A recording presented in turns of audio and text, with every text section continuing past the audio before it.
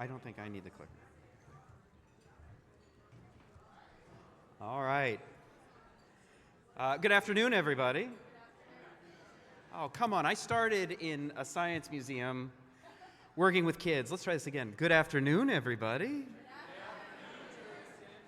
Thank you. My name is Jason Crable, and I am the Executive Director of the Decorative Arts Center of Ohio in Lancaster, Ohio. And I have the distinct honor of being the chair of the AASLH Awards Committee. So I mentioned I'm from the Decorative Arts Center of Ohio. I am an Ohioan. And as an Ohioan, I want to welcome you all to the great state of Ohio and to Cincinnati, even though some of us, Cincinnati doesn't always think of itself as Ohio, but that's a whole other. You guys represent organizations all over the world, or all over the country. But what I have found in my travels is that usually something always comes back to Ohio.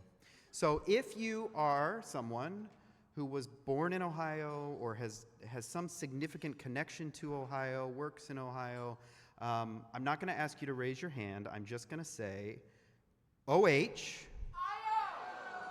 There we go. Okay.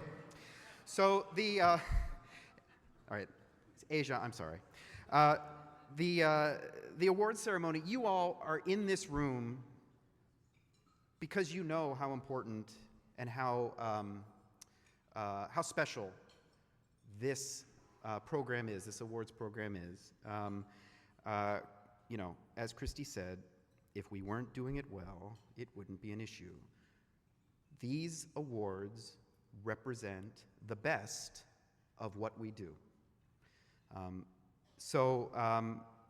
We're going to move through this fairly quickly and organized. I want to first thank our state and regional representatives who help make this program possible. So if you're a state or regional rep, can you raise your hand?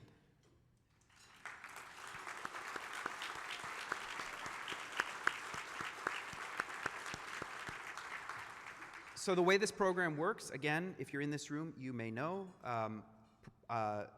programs are nominated for this award. There is a multi-step process. It's a pretty rigorous application, as you all probably know. And then there is a meeting held in the spring where the regional representatives from across the country meet, discuss all of the awards on their own merits based on the criteria established. And it's an award program for organizations of all sizes, from national organizations, state organizations, and local all-volunteer organizations. They all get measured by the same metrics and are awarded if the committee agrees. So we're going to start with our Awards of Distinction presentation, and for that, I am going to introduce Scott Wands and Ken Torino to do the honors.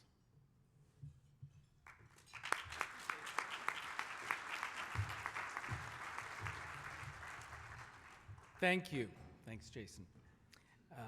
It is with great enthusiasm and respect that we present AASLH's highest honor, the Award of Distinction, to Larry Yurden. For over 5 decades, Larry has left an indelible mark on public history, historic preservation, and museum leadership, elevating the profession as a whole. Larry's impact has been national in scope. He was an important voice on AASLH's council in the 2010s, helping guide the institution to the strong financial position it is in today. As president and CEO of Strawberry Bank and Hancock Shaker Village, he transformed both institutions into models of innovation and sustainability.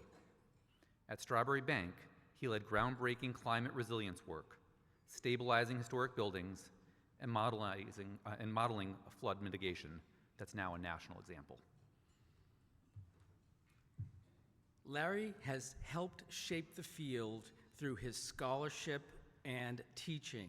He wrote the influential chapter, Enterprising Historic House Museums, and Max von Bolgoi and my Reimagining the Historic House Museum. He's lectured at the Seminar for Historic Administration and the History Leadership Institute, facilitating the New England Museum Association's NEMA 911 program, and presenting at numerous conferences, including AASLH and NEMA. Beyond his many accomplishments, Larry embodies generosity. He has mentored countless emerging leaders through the NEMA Executive Roundtable he ran for many years. His calm guidance, financial acumen, and collaborative spirit have strengthened museums and inspired professionals nationwide. Personally, Larry has welcomed so many of us into this field. From the very first NEMA conference that I attended, you made a point to connect with me, to encourage me, to remember me, and that's something I've seen you do for so many other people in this field. I'm really fortunate to call Larry both a colleague, a mentor, and a friend. For his national impact, distinguished service, scholarly contributions, and unwavering commitment to good history, it is our honor to present Lawrence J. Yurden with the AASLH's Award of Distinction. His legacy will help shape our field for generations to come. Larry, please come forward to accept your award.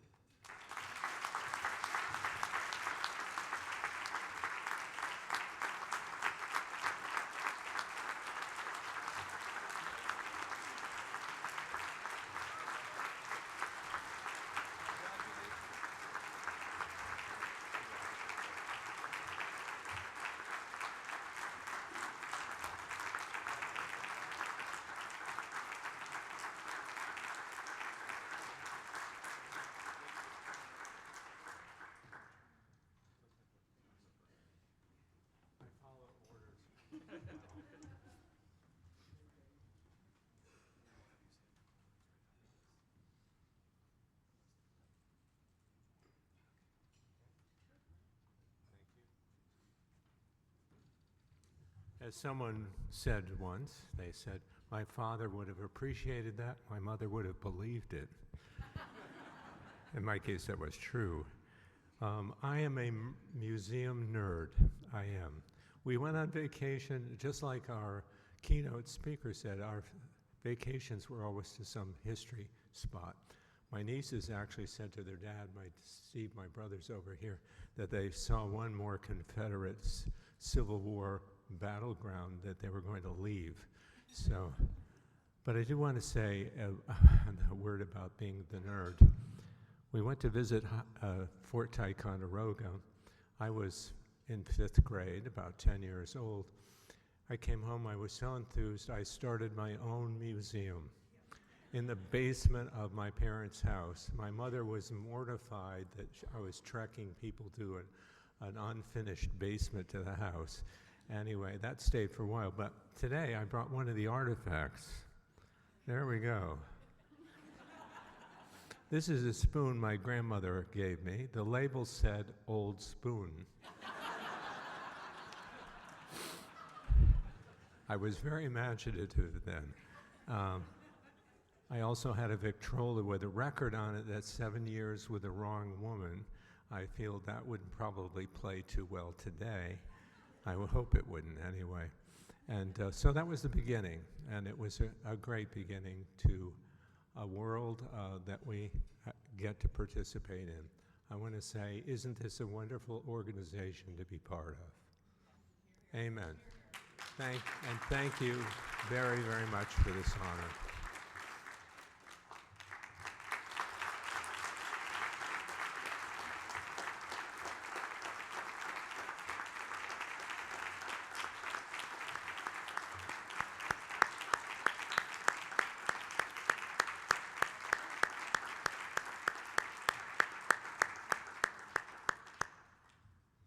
Thank you, Larry, and congratulations again.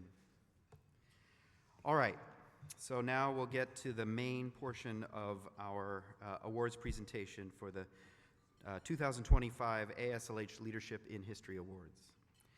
So the way we're going to do this, because we have a lot of award winners, we want to get through them all. We're going to do these for the most part in regional order, which may not make sense to you exactly. We'll announce the regions and which states are in them. If you are an awardee in one of those states, you're going to come up and gather on the side of the stage when your region is up, and as I call your award, you'll come up the stairs and receive the award and take the photo and move along. To be celebrated at your tables. So you'll come up on stage from my left, pause for the photo, and then exit to the right. We also have our publication awards, and those organizations receiving our History in Progress Award and our Albert B. Corey Award. We're going to announce all of those towards the end of the ceremony. So if you are a Leadership in History Award winner and you do not get called up in your region because you're a Corey Award winner or a HIP Award winner, that will happen at the end. And so we're going to start with a slight change at the very beginning, because due to some winter schedules, we're going to jump for one award to our first award, which is from Region 3, the Committee of Incarcerated Artists and Writers in Washington, D.C., for Prison Reimagined Presidential Portrait Project. Through 46 portraits and essays by incarcerated creators, this project explores presidents' records on incarceration with added context, first-person reflections, and writings conceived of and curated entirely by a team of incarcerated individuals. In fact, curator Cadell Kivette is joining us by phone.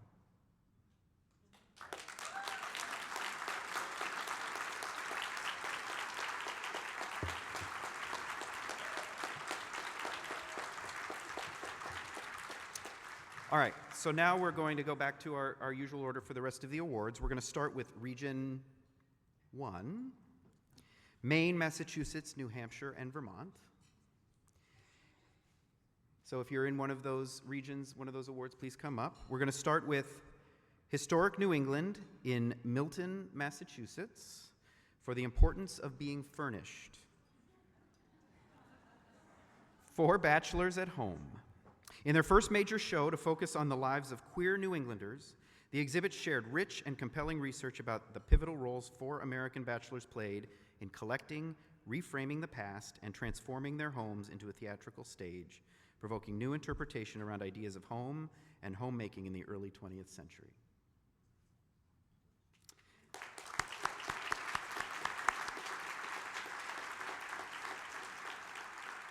Next, we have Padres Latinos de Somerville Public Schools and the Somerville Museum in Somerville, Massachusetts, for Museo Emigrante, Stories of Resilience from Somerville's Padres Latinos.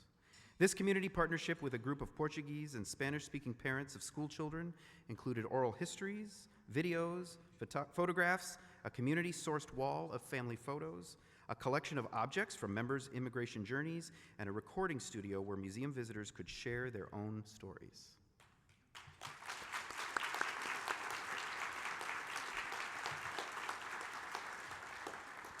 Moving on to Region 2, Connecticut, New Jersey, New York, and Rhode Island. We'll start with the Gunn Memorial Library Museum in Washington, Connecticut, for Letters Home, the experiences of Helen Wersabe, World War II Army nurse. Through photos, scrapbooks, hundreds of letters, Army uniforms, and equipment, this exhibit crafted a compelling story about one local woman's decision to leave everything she knew to serve her country in the Pacific.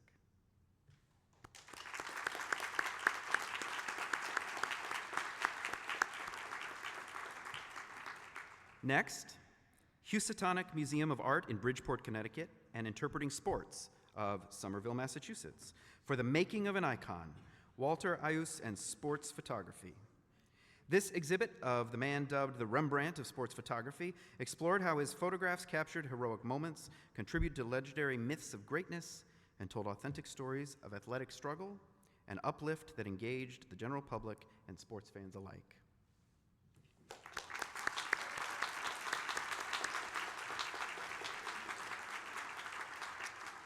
Next, the Mystic Seaport Museum in Mystic, Connecticut, for Main Sheet, a journal of multidisciplinary maritime studies. The launch of a new open-access scholarly journal for academics and the public reinforces the museum's role as a forum for scholarship while broadening their audience, offering new generations beyond the museum a window into how the sea connects us all.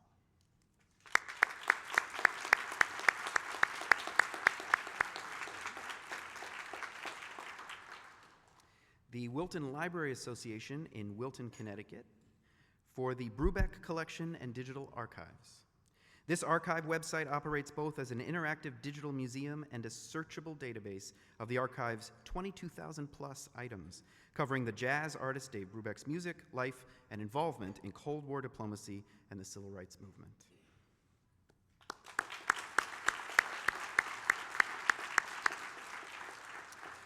Next, New Jersey Historical Commission Revolution NJ, Revolution, New Jersey, of Trenton, New Jersey, for Tavern Talks.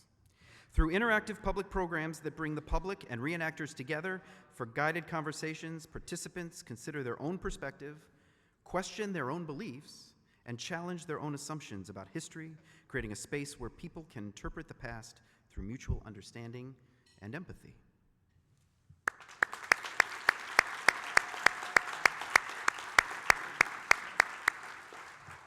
Next is the Stoutsburg-Sauerland African American Museum of Skillman, New Jersey, for the head that wears the crown, Black women's headwear from slavery to freedom. Through oral histories and bringing their collections into the community, this special exhibition explored the past, present, and future of African American women's headwear within the Black church, as well as the significance of church hats as symbols of Black womanhood, freedom, religious expression, and pride.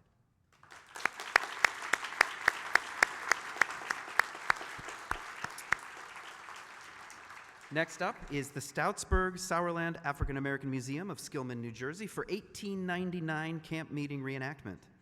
Honoring the 125th anniversary of the church that now houses the museum, this living history event recreated the spirit of this remarkable turn-of-the-century congregation and their integrated camp meetings that built social cohesion and community in rural central New Jersey.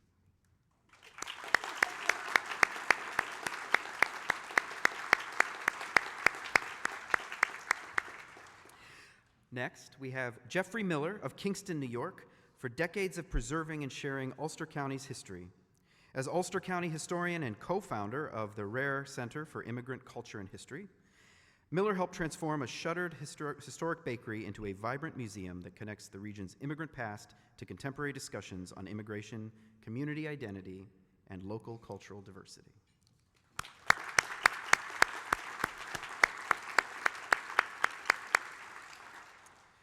Next, we have the Seward House Museum of Auburn, New York, for Rooted in Reform. This reimagining of the home of 19th century Secretary of State and abolitionist William Henry Seward delved into the family's intergenerational relationship with the neighboring Auburn prison, uncovering new connections and enabling discussions and partnerships around historic and contemporary carceral conditions and reform.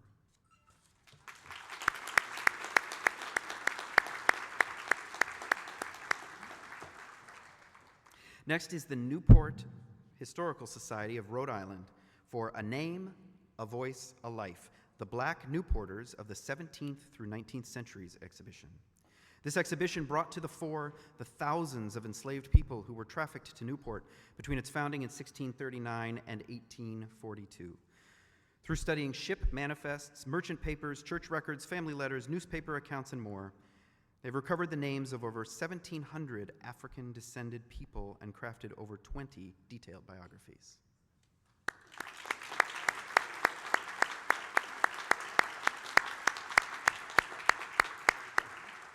All right, now we move on to Region 3, Delaware, Washington, D.C., Maryland, and Pennsylvania.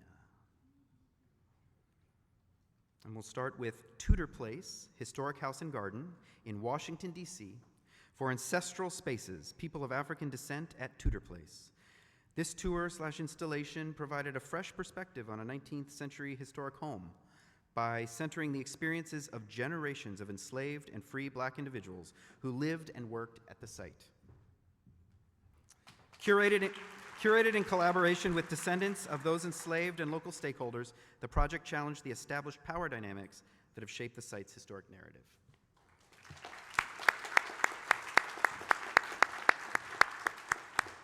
Sorry, I had to swallow.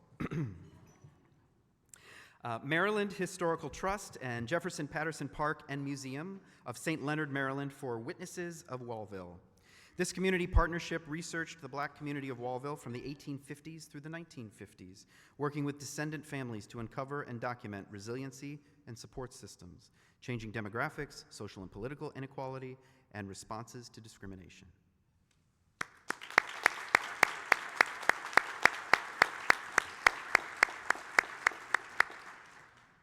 Next, Scott R. Becker of Washington, Pennsylvania, for decades of leadership in the railway history community. Serving 32 years with the Pennsylvania Trolley Museum and 10 years as president of the Association of Railway Museums, Becker was instrumental in the expansion of the museum and establishing best practices and guidelines for rail preservation organizations across the country.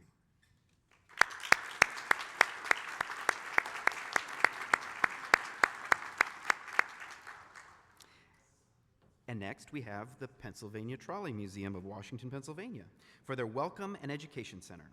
Opened in 2023, this 21,000 square foot facility includes a history gallery, interactive exhibit gallery, classroom, event space, and store to expand interpretation and programming for sharing the trolley era with a new generation of transportation enthusiasts and innovators.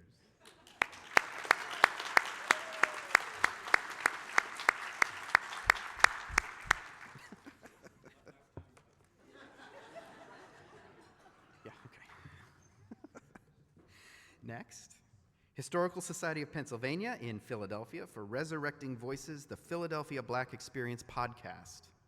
This series explores the city's 19th and 20th century Black history through letters, photographs, surveys, artwork, and other records that testify to a robust, sophisticated, active, and dynamic Black Philadelphia, and skillfully models how an archival library can make primary resources talk to the public through their digital storytelling platform.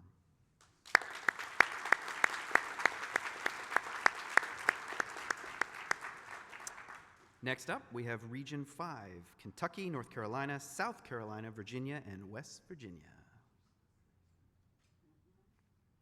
And we'll start with the North Carolina State Capitol in Raleigh for From Naming to Knowing, Uncovering Slavery at the North Carolina State Capitol. This research project and website names and shares the stories of the enslaved men who built and maintained the North Carolina State Capitol between 1833 and 1865. The website lists every known enslaved person who worked on the Capitol and includes individual narratives from almost 24 people, uncovering the hidden roles of the men who built our country's monumental and civic architecture brick by brick.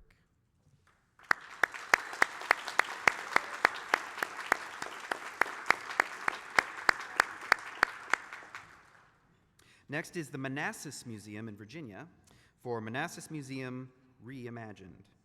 This renovation and expansion utilized a community exhibition committee to develop new interpretation and models that responded to community needs and interests and revolutionized the museum's research and development process to include their audiences in the work of doing history.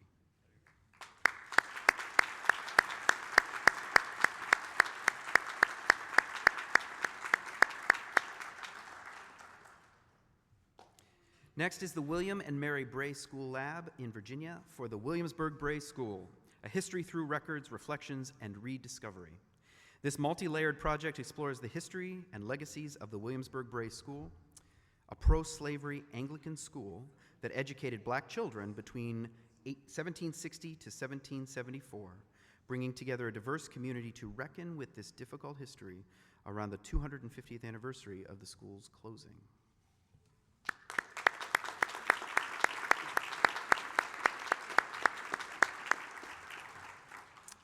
Next, we have the Valentine Museum in Richmond, Virginia, for Valentine's Studio Project. This project used the art of Edward Valentine, known for his Confederate sculptures, to explore the growth of the Lost Cause mythology and Richmond's monuments, consider how public art relates to private thought, and question how these narratives still shape our communities today.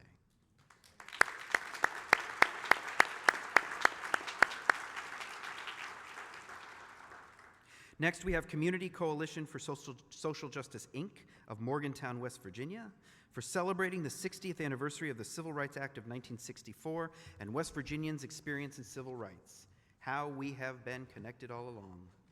Through a traveling exhibit, listening sessions, graphic novel, and public presentations, this project places West Virginia residents in a national context of the continuing struggle for social justice and civil rights and promotes pride in the state's rich heritage of social activism and strength in communities.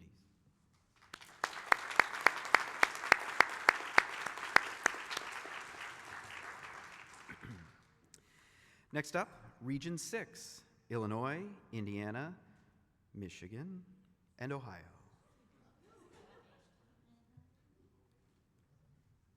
You Michiganders know that Ohio technically won the Toledo War, right?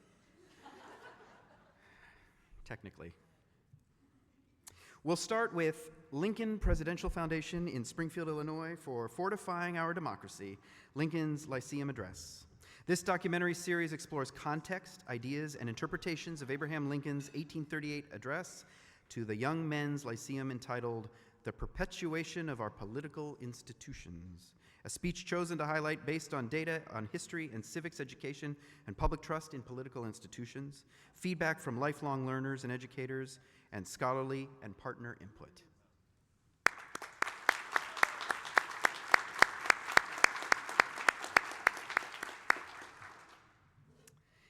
Next up, Looking for Lincoln Heritage Coalition in Springfield for Journey to Freedom, Illinois' Underground Railroad. Examining the Underground Railroad of Illinois as a statewide, integrated social movement for reform that overlaps Abraham Lincoln's years in the state, this traveling exhibit engages diverse audiences to address significant misunderstandings of the Underground Railroad, the harsh realities of slavery, and living in the technically free state of Illinois in the antebellum period.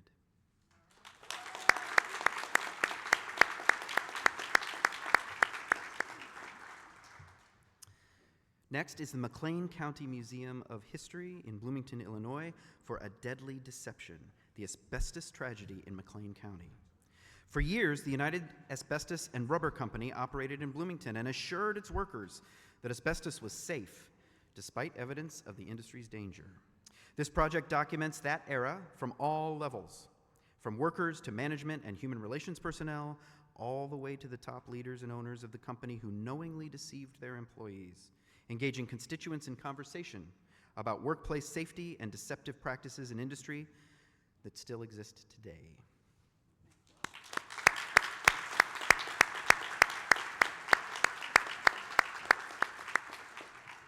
Next is the Elkhart County Historical Museum of Bristol, Indiana, for Clues Through the Lens.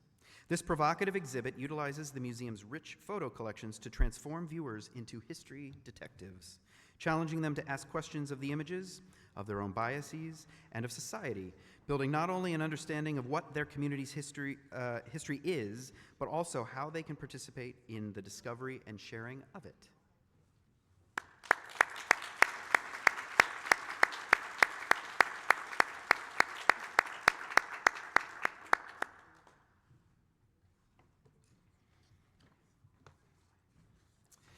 Next, the Jewish Historical Society of Michigan in Bloomfield Hills for In the Neighborhood, Everyday Life on Hastings Street. This collaborative exhibit chronicled daily living in a predominantly immigrant Jewish neighborhood from 1881 to 1920 and later predominantly black Detroit enclave from 1920 to 1959 that was largely destroyed to build I-375. Documenting moments of cooperation and tension between the Jewish and black communities and contributing complexity and nuance to contemporary discussions about the land's future.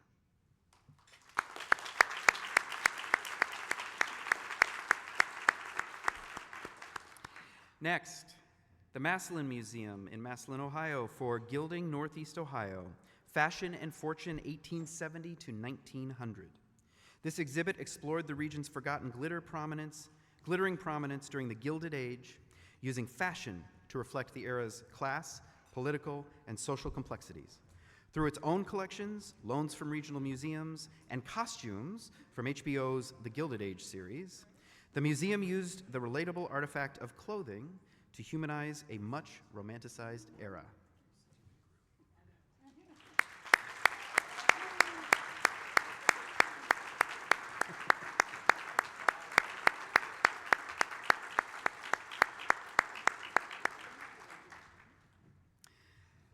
Next, we move on to Region 7, Arkansas, Louisiana, Mississippi, and Tennessee. We'll start with Katie Blunt of Jackson, Mississippi, for decades of visionary leadership at the Mississippi Department of Archives and History. Katie has guided MDAH through numerous milestones, including the opening of the Museum of Mississippi History and the Mississippi Civil Rights Museum, exemplifying her dedication to confronting Mississippi's complex history. Her commitment to inclusive storytelling has reshaped programming, interpretation, and staffing, amplifying diverse voices and perspectives in the department's work.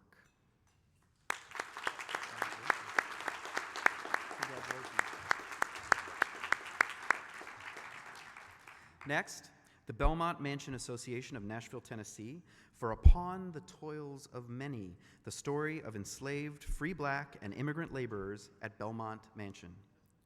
This reinterpretation of an antebellum house museum gathered an advisory committee of community members, university staff, and local historians to shine a spotlight on who constructed the estate, the wealth gained from the domestic slave trade, labor in the gardens and grounds, indoor domestic labor, changes brought by the Civil War, and the lives of these individuals after they left Belmont.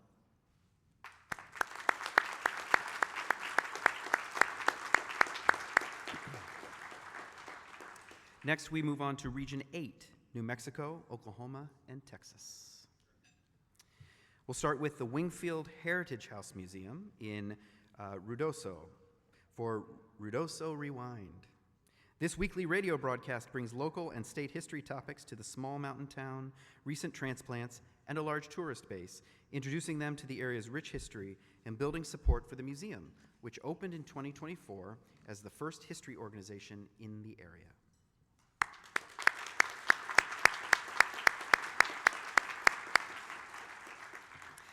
Next, the Bullock Texas State History Museum in Austin, Texas, for Legacies of the Treaty of Guadalupe Hidalgo. This exhibit explored the short and long-term impacts of the 1848 Treaty of Guadalupe Hidalgo on Texas, the United States, Mexico, and tribal nations when it ended the U.S.-Mexico War, ceding over half of Mexico's northernmost lands to the United States after 40 years of borderline tensions.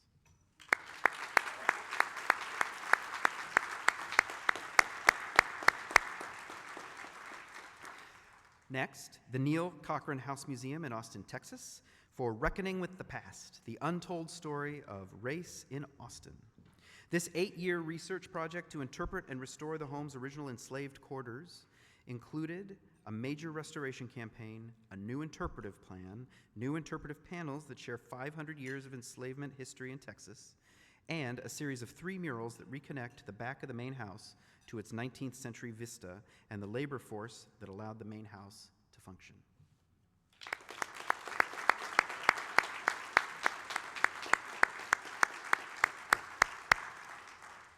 Next, we move on to Region 9, Iowa, Minnesota, and Wisconsin. We'll start with the Minnesota Historical Society in St. Paul for Many Voices, Many Stories, One Place exhibit at historic Fort Snelling. This multi-year project changed site interpretation at Fort Snelling from 1820s and 1830s military reenactments to the more expansive look at 12,000 years of human habitation and the difficult history of enslavement and Dakota exile, including stories of Dakota leaders, enslaved African Americans, free black Buffalo Soldiers, Japanese American linguists, and more.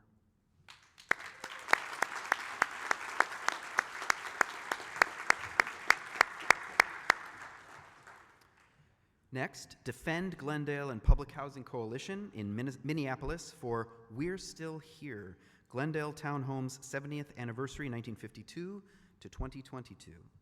This grassroots campaign, led by residents of one of the last remaining public housing communities in the Twin Cities, launched an outdoor exhibit, oral histories, and website to document and preserve the history of their community and of public housing more broadly.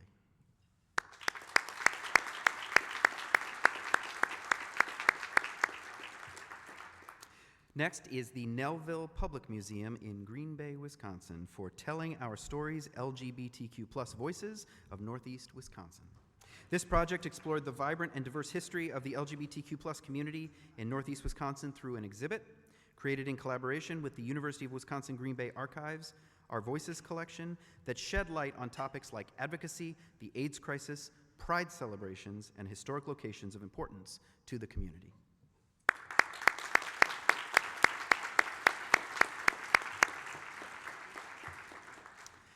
Next, we move on to Region 10, Kansas, Missouri, and Nebraska. And we'll start with the Kaufman Museum in Bethel College in North Newton, Kansas. Thank you. For A Day with the Birds, Community Science, and the Audubon Christmas Bird Count.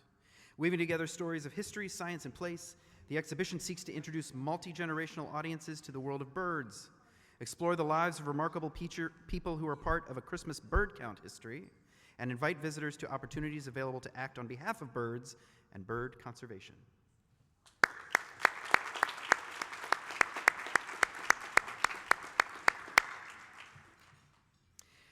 Next, the Lockmuller Group for The Foot, A Community Remembered. This documentary film utilizes oral histories, archival photographs, and narrative storytelling to preserve the memories of an African American community erased from Jefferson City, Missouri. The Foot, the heart of the black business and social community in Jefferson City that thrived from 1900 until its demise in the 1960s due to the construction of US 50 and local urban renewal efforts.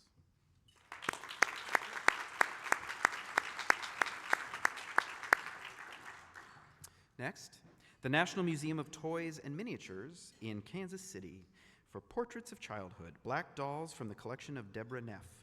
This project explored race, gender, and identity through 135 handmade black dolls dating from around 1850 to 1940, 59 period photographs and paintings depicting children and adults with dolls, and a selection of more recent black dolls from the museum's collection, expanding the limited scholarly research that exists on handmade black dolls and highlighting a timeless artifact that is both toy and art.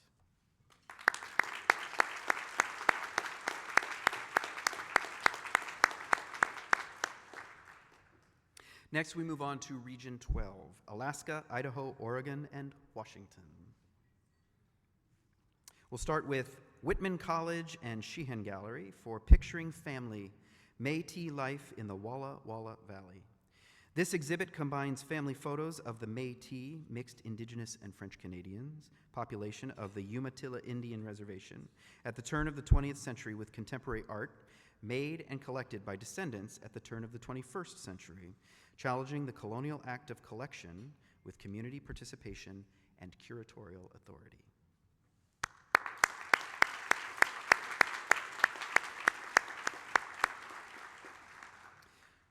Now we'll move on to Region 13, California and Hawaii. We'll start with Connie Young Yu of Los Altos Hills, California, for decades of preserving and sharing Chinese American history in California. Connie is a writer and independent historian dedicated to documenting America's immigration history for over a half century, helping preserve Angel Island Immigration Station, Chinatowns in San Jose, railroad worker history, and other initiatives interpreting these essential American stories.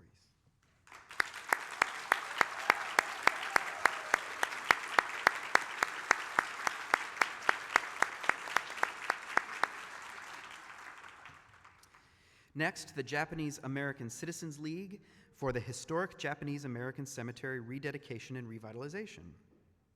This community partnership researched, restored, and preserved the only known racially segregated Japanese American cemeteries in the United States in Oxnard, California, which had been vandalized in 2017.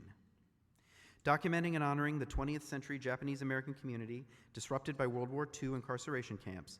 This project restored the cemetery to a local place of memory and respect for the contemporary community.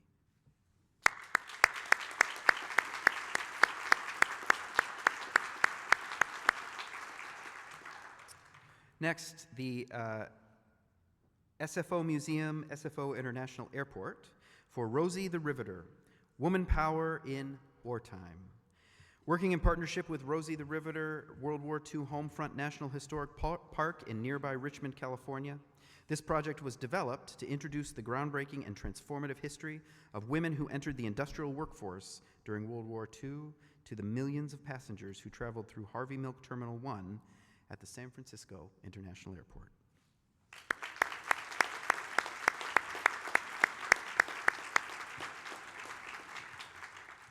Next, Region 14, Arizona, Nevada, and Utah. We'll start with Friends of the Tubac Presidio and Museum, Inc. of Tubac, Arkansas, for the World on Your Table. This exhibit explores how the culturally diverse Sonoran cuisine developed, including the impact of political influences like the Columbian Exchange and NAFTA, and how gardening, cooking techniques, and travel are shared human activities that have influenced how and what we eat for centuries.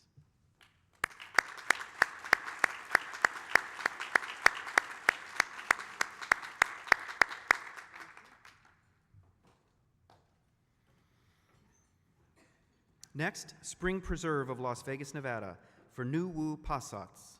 This community-driven ethnobotanical exhibit promotes and shares traditional ecology knowledge by showcasing culturally significant plants and their traditional uses by Southern Poete people and educating the broader public on indigenous stewardship practices and linguistic heritage.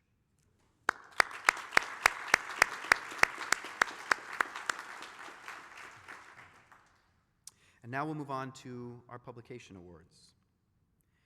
First, Publication Award for Large Press, To the Realms of Oblivion, an excavation of the Davies Manor Historic Site's omitted stories by Andrew C. Ross from Vanderbilt University Press.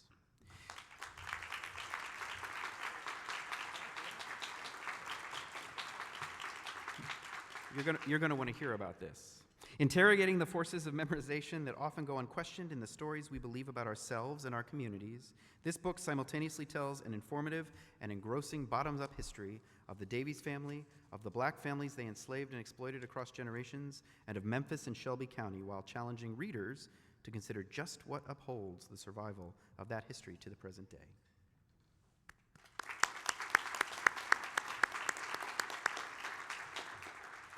And for our Publication Award Small Press, we have Oro Valley, The First 50 Years by James A. Williams. This book documents the 20th and 21st century growth of an Arizona suburb incorporated in 1974, focusing on community development, conflicts, and balancing growth with environmental preservation in the desert.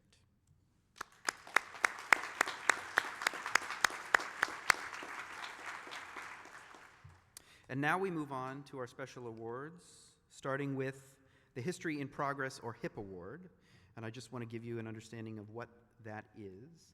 The History in Progress Award is a special additional award for an Award of Excellence winner whose nomination is highly inspirational, exhibits exceptional scholarship, and/or is exceedingly entrepreneurial in terms of funding, partnerships, or collaborations, or unusual project design and inclusiveness. And we have the Louisville Story Program for I'm Glad About It, the legacy of gospel music in Louisville from 1958 to 1981. This project preserved the legacy of black gospel music in Louisville, Kentucky, through deep community engagement and cultural reclamation of recordings and photos. The aim of the Louisville Story Program was to make a project not only about Louisville gospel community, but with and for them. Through archival and public research, oral histories, digitization, and the creation of a book and recording collection, I'm Glad About It restores Louisville's rich gospel history to the public consciousness and to the people who lived it.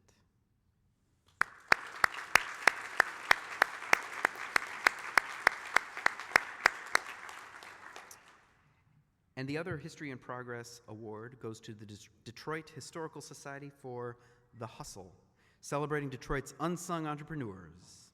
As of the 2012 census, there were more than 60,000 small businesses in Detroit, and nearly 49,000 of them were Black-owned. These businesses and the people who run them are anchors in their communities, yet these cornerstones of Detroit's community had never been highlighted in local museums. This project showcased inspiring Black Detroiters who rose to success in unexpected industries by uncovering, documenting, and preserving the stories of 34 people whose work has made everyday life in Detroit special.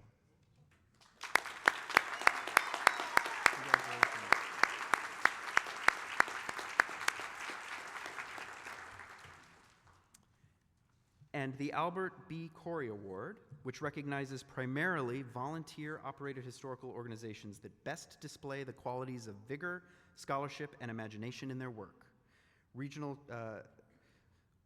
So we recommend volunteer organizations that have been nominated for the Award of Excellence. And this year's Albert B. Corey Award is United Lynn Pride in Lynn, Massachusetts for Through a Rainbow Lens, a reflection on Lynn's LGBTQ+ history.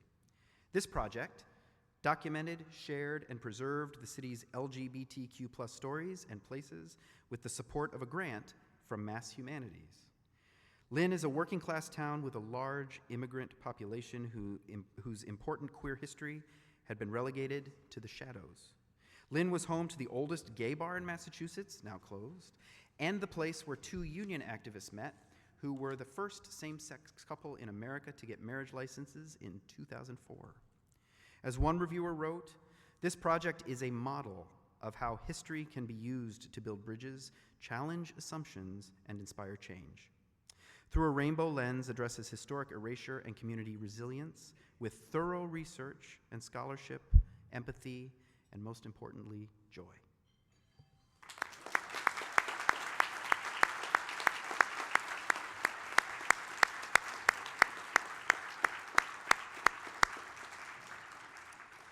And that, my friends, wraps up this year's awards. I want to thank you all. I also, since you're all here and I have your attention for a few more seconds, want to encourage you to spread the word about what you've seen today.